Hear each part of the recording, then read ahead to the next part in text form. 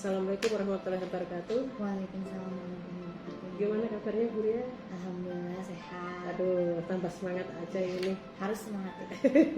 Tapi nggak bubar ya kegiatan pendampingan hari ini. Alhamdulillah enggak sih ya Bu, karena kan udah selesai juga tugas-tugas mengajar. Jadi bisa fokus juga ke pendidikan. Alhamdulillah, baik Bu Ria. Bu, saya ingin menyampaikan ya untuk fokus kegiatan hari ini biar kita nggak ngalor ngidul ya diskusinya hari ini. Yang pertama adalah kita akan merefleksi hasil survei. Ibu kemarin kan melakukannya waktu pendampingan kedua itu dinilai sama temen sejawat, kemudian kepala sekolah dan siswa. Nah nanti hasil umpan balik itu akan dianalisis. Sudah dianalisis belum? Sudah. Nah itu salah satu yang kegiatan yang pertama, ya fokus yang pertama. Yang kedua nanti kita akan diskusi rencana penerapan pembelajaran sosial dan emosional itu. Nah selanjutnya kita diskusi hasil UKKR kedua, pelaksanaan dari tahapan belajar. Gimana Bu? Siap? Siap. Iya, alhamdulillah. Dan yang terakhir kita tutup adalah nanti refleksi Buria. Baik. Ya. Oke, kita mulai ya Bu, kita diskusinya hari ini. Saya mau tanya, bagaimana untuk pembelajaran Ibu selama 1 bulan terakhir ini secara daring? Tentunya Ibu kan ketemu sama fasilitator kan, kemudian sama instruktur dan bahkan itu belajar mandiri. Nah, bagaimana Ibu? Ya, baik. Proses yang sudah berjalan selama 1 bulan terakhir mengikuti kegiatan secara daring, alhamdulillah tidak ada masalah, tidak ada kendala ya Bu. Saya masih bisa mengikuti karena baik dari fasilitator maupun instruktur memberikan materi yang cukup bagus dan berkualitas menurut saya, dan bisa kita pelajari secara mandiri juga seperti itu. Bu Ria, selama 1 bulan kan saya harus memantau kegiatan kuliah yang ada di LMS itu kan. Nah itu sangat luar biasa ya, Buria sudah mengerjakan tugas dengan deadline yang tentunya nggak sampai ini ya, telat ya. Buria mah cepat itu. Nah itu hal-hal seperti itu harus ditingkatkan lagi, itu ya harus dijaga tepat waktu, jangan sampai mepet-mepet kalau ngumpulin itu. Wah keren, pokoknya luar biasa Buria. Ya. Oke Bu Ria, itu sebagai apa istilahnya obrolan kita di awal ya. Kita mulai Bu untuk refleksi yang pertama itu terkait dengan asesmen yang Ibu lakukan, asesmen mandiri ya atau evadir itu kan sudah dianalisis belum Bu Ria? Sudah Ibu. Nah, sudah dianalisis. Nah hasilnya tentunya kan Ibu sudah tahu di mana letak, Ibu merasa tuh kekurangannya di mana dan bagaimana untuk menyikapi kekurangan itu. Ya, jadi memang setelah dianalisis ya Bu ya, ada beberapa hal yang memang perlu ditingkatkan. Yang pertama itu adalah partisipasi aktif dalam jejaring dan komunitas gitu, komunitas profesi misalnya MGMP, karena memang saya menyadari bahwa saya belum terlalu aktif dan mungkin perannya masih sebagai anggota seperti itu Bu, jadi belum terlalu memiliki peran yang besar gitu kan. Itu yang perlu saya tingkatkan kembali. Setelah itu saya juga berdasarkan analisis dari rekan sejawat, hal yang perlu saya tingkatkan lagi diantaranya adalah berbagi praktik hal baik kepada rekan sejawat gitu, dan itu memang harus konsisten dilakukan, jadi tidak hanya satu waktu tapi harus lebih sering lagi dilakukan hal-hal baik yang sudah saya pelajari di CGP ini. Kemudian saya juga harus lebih aktif lagi mensosialisasikan visi sekolah, khususnya visi sekolah yang berpihak pada murid, berpusat pada murid seperti itu Bu. Nah itu sih menurut saya hal-hal yang perlu saya tingkatkan. Nah, Bu Ria bukan sudah aktif di sini kan ada MGMP kan, tingkat sekolah kan? Iya. Nah, ya jadi di MGMP tingkat keluar ya? Ya keluar. Di luar itu di luar sekolah. Betul. Gitu. Oke. Tapi ya bisalah sambil nanti perjalannya gitu. Nah, selanjutnya terkait dengan apa tadi penilaian teman ya? berbagi ya, berbagi. Kemarin waktu kita PI 2 kan sudah berbagi tuh. Sudah Ibu.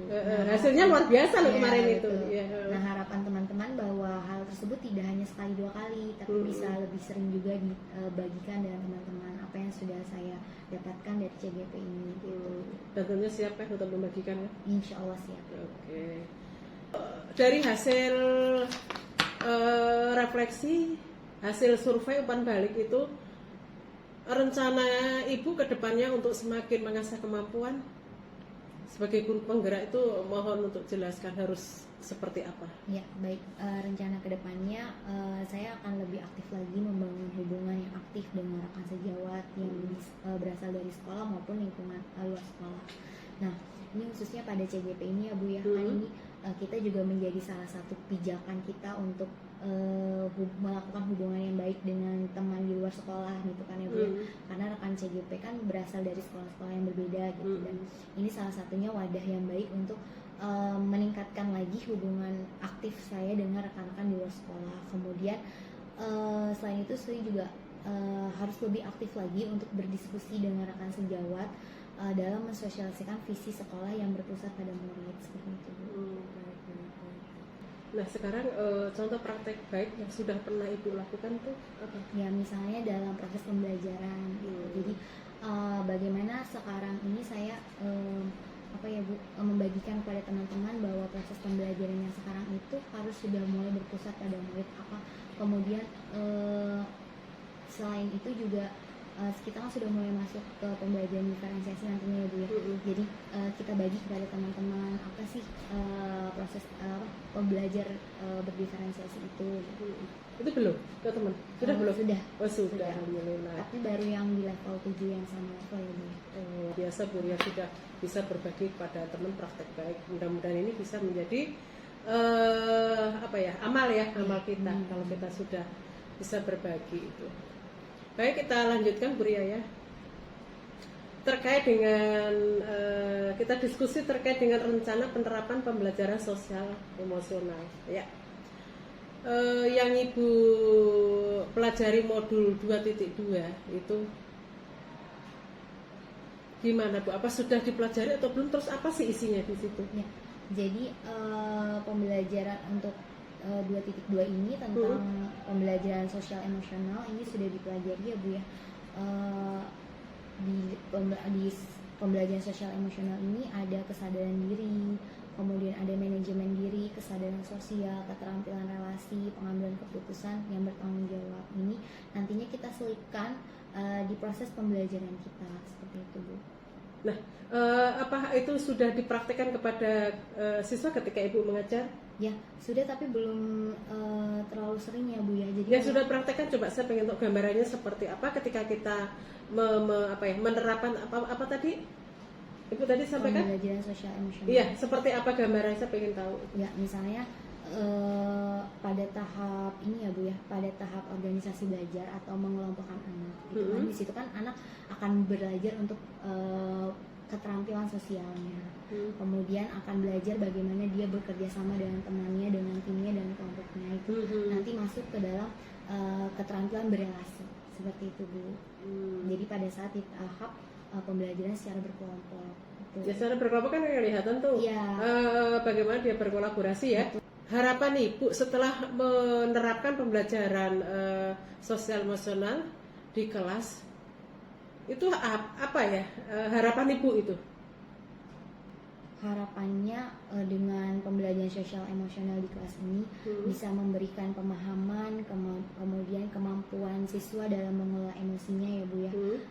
Itu berupa kesadaran diri, akhirnya dia mampu mengelola emosinya sendiri, tidak mudah marah dengan temannya gitu kan.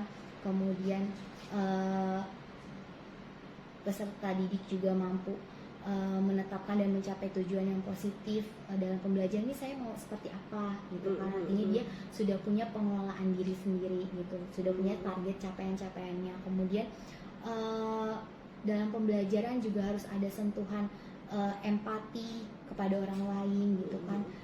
Kalau ada temannya yang memang tidak bisa dibantu sama dia yang sudah bisa seperti itu. Jadi ada kesadaran sosialnya.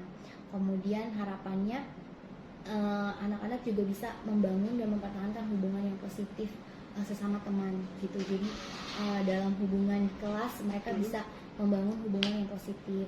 Kemudian setelah itu mereka bisa mengambil keputusan yang bertanggung jawab untuk dirinya sendiri gitu. Itu harapannya untuk siswa-siswa nanti ya Bu ya, ketika saya sudah menjalankan atau menerapkan pembelajaran sosial emosional ini. Wih, keren. Mantap. Semoga terlaksana ya. Saya tunggu itu. Ya. Kita kan kemarin sudah melakukan kegiatan loka karya kedua, ya, yang 2 minggu yang lalu ya. Tempatnya di SMP 8 ya gitu. Gimana mengikuti kegiatan loka karya kemarin? Seru.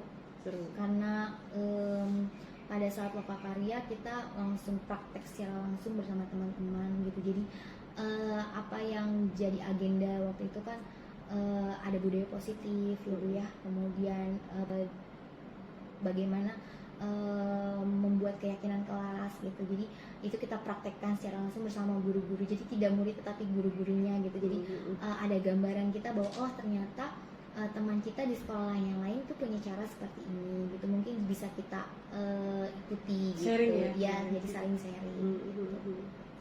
Oke. Ibu kemarin kan sudah mengikuti kegiatan loka karya, kan sudah melakukan simulasi ya, metode Bakja itu. Nah untuk kedepannya rencana Ibu seperti apa gitu loh? Ya, untuk metode Bakja ini tentang visi ya Bu, visi sekolah ini memang yang perlu kita perhatikan adalah memahami setiap tahapannya. Jadi untuk membuat satu visi dengan tahapan Bakja ini kita harus paham dulu tahapan-tahapan dari Bakjanya itu apa, sehingga bisa membuat pertanyaan yang memang sesuai dengan keadaan sekolah kita dan nantinya akan ada tindak lanjutnya sesuai dengan keadaan sekolah kita juga seperti itu Bu. Jadi untuk tahapan Bakja ini kemungkinan saya akan membagikan kepada teman-teman saya untuk sosialisasi visi guru penggerak ini. Apa yang menarik kegiatan pendampingan hari ini? Ya, hal yang menarik bisa berdiskusi ya Bu ya tentang apa yang sudah saya pelajari selama 1 bulan terakhir ini. Bisa berdiskusi bersama dengan PP dan PP juga memberikan masukan, kemudian memberikan semangat lagi buat saya khususnya karena kan yang tadi Ibu bilang kita tuh pastinya suka naik turun semangatnya gitu. Jadi dengan pendampingan ini saya bisa lebih mendapatkan asupan semangat lagi. Kemudian setelah itu saya menjadi tahu apa saja yang sudah saya kerjakan gitu dan harus diperbaiki. Bu Ria, apa yang sudah baik dan perlu diperbaiki ya, yang sudah baik tapi perlu diperbaiki lagi untuk pendampingan yang akan datang itu. Ya.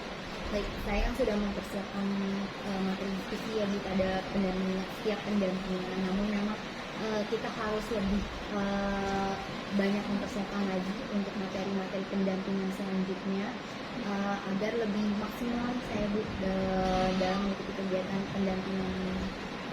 Oke. Apa yang sekarang yang akan disampaikan Bu Ria di akhir pendampingan ini? Silakan. Untuk pendampingan kali ini yang bisa saya ucapkan adalah terima kasih banyak Bu Budi sudah mendampingi saya, kemudian sudah memberikan asupan semangat bagi saya khususnya. Saya berharap semoga saya bisa lebih baik lagi ke depannya setelah pendampingan ini seperti itu. Secara keseluruhan Bu Ria Megah sip, luar biasa, sangat luar biasa menurut saya karena tidak pernah telat ya, nggak pernah telat ya, selalu tepat waktu. Nah ini terus dipertahankan seperti ini. Oke, terima kasih, diskusi 3 jam hari ini sudah selesai. Mudah-mudahan apa yang kita diskusikan ini membawa manfaat dan berkah untuk kita semua. Terima kasih Bu Ria. Saya ucapkan sekali lagi terima kasih atas waktunya. Kurang lebihnya saya minta maaf. Assalamualaikum warahmatullahi wabarakatuh. Waalaikumsalam warahmatullahi wabarakatuh.